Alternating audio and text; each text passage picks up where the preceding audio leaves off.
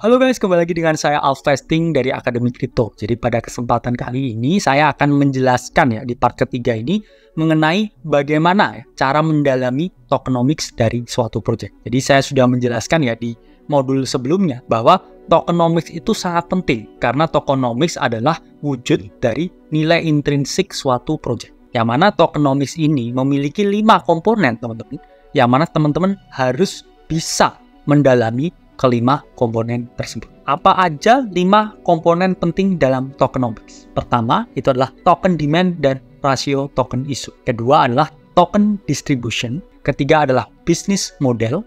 Keempat adalah partnership. Dan yang terakhir adalah exchange listing. Pertama, token demand dan rasio token issue. Ya, pada dasarnya jumlah token yang beredar itu memiliki peran yang sangat penting ya untuk memantau pergerakan harga dari suatu token. Logikanya gini, semakin sedikit ya token, itu kan berarti ya token itu semakin berharga, ya kan? Kalau semakin berharga, ya kan berarti permintaan itu kan semakin banyak ya. Hukum supply and demand. Otomatis harga itu cenderung lebih naik, ya. Itulah mengapa teman-teman perlu melihat ya, kira-kira ada rasio token yang sudah ada di pasar dengan yang masih disimpan di dalam protokol. Sehingga teman-teman harus tahu nih, berapa market cap-nya dan kapan kira-kira token itu mau dikeluarin ke pasar. Itulah kenapa ya di sini ada istilah yang namanya market cap. Jadi market cap itu apa? Market cap itu adalah valuasi dari token itu. Valuasi itu ya dihitung dengan rumus ya jumlah token yang beredar dikali harga. Oke. Contohnya ini adalah market cap Bitcoin. Gimana ngitung market cap Bitcoin? Pertama, teman-teman mencari dulu ya, circulating supply-nya berapa. Oke, circulating supply-nya di 19.500.000. Kemudian teman-teman kalikan harga Bitcoin. Berapa harga Bitcoin? 26.800.000. Sehingga perkalian ya dari circulating supply, jumlah token yang beredar dengan harga itu sama dengan market cap.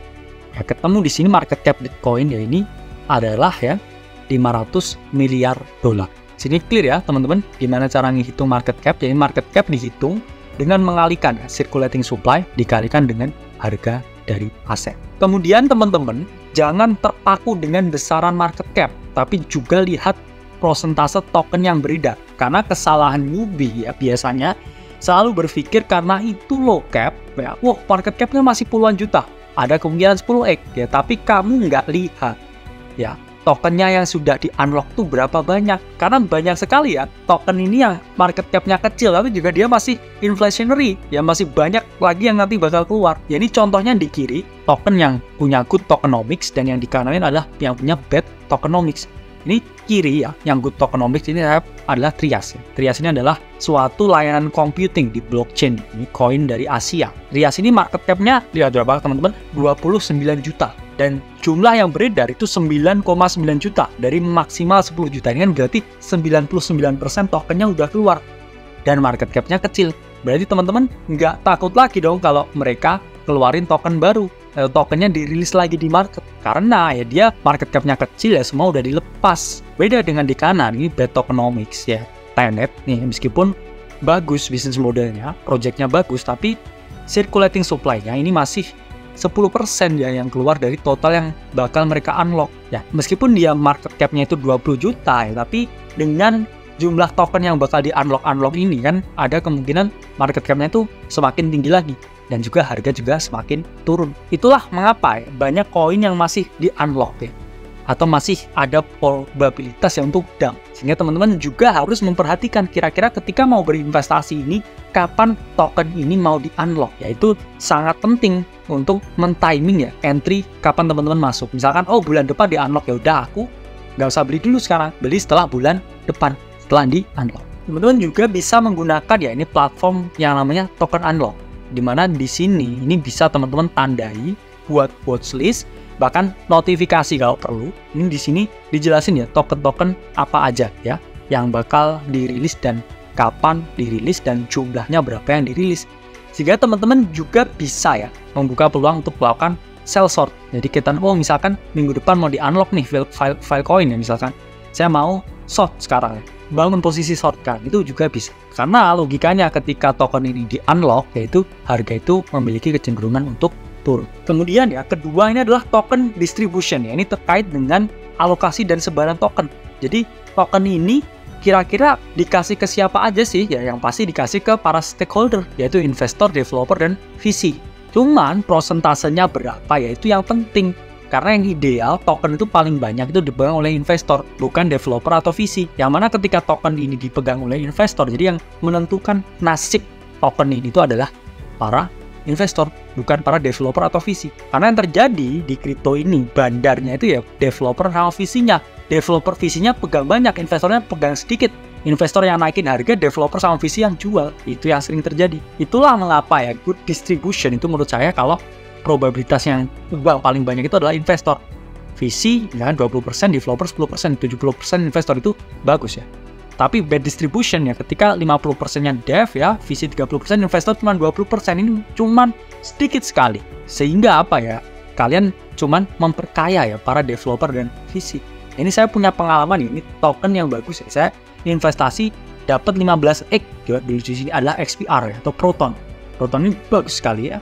Tapi sayangnya developer ini pegang hampir ya 90% dari dia punya circulating supply ya. Developer tinggal jualan, jadi kamu itu cuman jadikan exit liquidity oleh developer ya. Sehingga teman-teman di sini ya jangan invest ke koin yang mana koin itu terlalu banyak dikuasai oleh developer. Begitu juga jangan berinvestasi ke koin atau token yang terlalu banyak dipegang VC. Ini contohnya Solana, ini kan dipegang oleh Alameda. Bahkan Alameda ini punya ya 643 miliar dolar worth of Solana ya. Ketika di sell semua itu pasti Solana itu nol pasti nol dalam waktu 10 menit ya. Itulah mengapa teman-teman harus memahami ya bahwa teman-teman harus berinvest di project yang teman-teman bisa pegang kendali. Teman-teman adalah investornya, bukan project yang dikendalikan oleh VC, dikendalikan oleh developer. Nah, teman-teman cuma jadi bulan-bulanan di sini. Di sini ya ada bisnis model. Apa itu bisnis model? Jadi bisnis model itu adalah mekanisme bagaimana project atau token ini menghasilkan profit. Jadi semakin jago perusahaan ini buat bisnis model yang bagus, mengenerate revenue, itu berarti bahwa project itu semakin sehat. Tapi project yang sehat itu project yang mereka nggak bisa menghasilkan laba.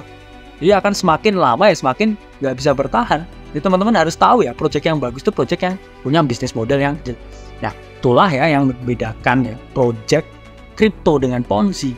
Kalau Ponzi itu kan nggak ada produknya, cuman jualan angin. Tapi bisnis model kripto yang itu dia bisa ngejar revenue itu sama aja teman-teman berinvestasi di perusahaan. Bisnis model di kripto itu ada banyak ya. Pertama teman-teman, misalkan mereka menyediakan jaringan untuk pembangunan DEX ya. Misalkan mereka menyediakan wallet untuk transaksi, mereka dapat fee transaksi. Misalkan mereka GameFi, menyediakan game di blockchain, kemudian in-app purchase. Kemudian mereka juga bisa menyediakan jasa audit atau misalkan play to earn, work to earn. Ada banyak sekali bisnis model. Namun teman-teman juga harus menyadari ya, kalau memilih bisnis model ini juga harus seksama ya. Jangan tipikal yang bisnis model tapi Ponzi ya. Misalkan ya ini GMT ya. GMT ini bisnis modelnya menurut saya juga agak Ponzi ya. Karena dia kan orang cuman jalan ya, terus dapat duit. Ya siapa yang nggak mau ya? Siapa yang nggak mau jalan dapat duit? Makanya apakah bisnis model seperti itu juga sustain? Ya kan enggak ya. Kita lihat aja dengan harga dari tokennya GMT ini. Dia lama-lamaan juga turun. Kemudian di sini partnership. Jadi partnership itu juga menentukan ya teman-teman keberhasilan dari suatu project. Jadi semakin banyak project ini punya partnership ya, semakin tinggi pula ya dia memiliki akses terhadap network-network lain di blockchain. Sehingga exposure-nya juga meningkat, probabilitasnya untuk meningkat juga semakin besar. Ini contohnya ini project yang belum rilis ya, Supra Oracle bisa live ya 40 plus network. Teman-teman bayangkan semakin dia terbuka terhadap network di luar, dan berarti dia bisa engage dengan segala ekosistem kripto yang lainnya. Dan berarti project ini exposure-nya semakin bagus ya, paparannya semakin bagus dengan berbagai project yang ada di ekosistem kripto. Kemudian terakhir ya ini exchange listing, entah itu di DEX atau DEX, centralized exchange atau decentralized exchange, ini memiliki peran yang penting juga ya. Karena semakin tinggi ya mereka itu sering listing ya, atau listingannya semakin banyak, itu kan exposure-nya kepada masyarakat, ke investor itu juga semakin banyak. Retail gampang belinya. Kalau di Bybit bisa beli, di KuCoin bisa beli, di Binance bisa beli, berarti kan probabilitas ya marketnya itu kan semakin tinggi. Orang yang beli dan hold itu semakin tinggi. Nah ini bisa teman-teman lihat ya di CoinGecko ya atau CoinMarketCap. Ya kan di bagian token yang teman-teman pilih ya, di kanan di bagian tengah ada bagian market ya, teman-teman klik, terus ada pair dan di mana tempat teman-teman beli. Ayo teman-teman, jangan malas, kita riset fundamentalnya, kita lihat tokenomics-nya, dan juga kita lihat nilai intrinsiknya untuk sebelum melakukan keputusan pembelian atau investasi. Jadi saya Alvesting dari Akademi Kripto, sampai berjumpa di modul-modul selanjutnya.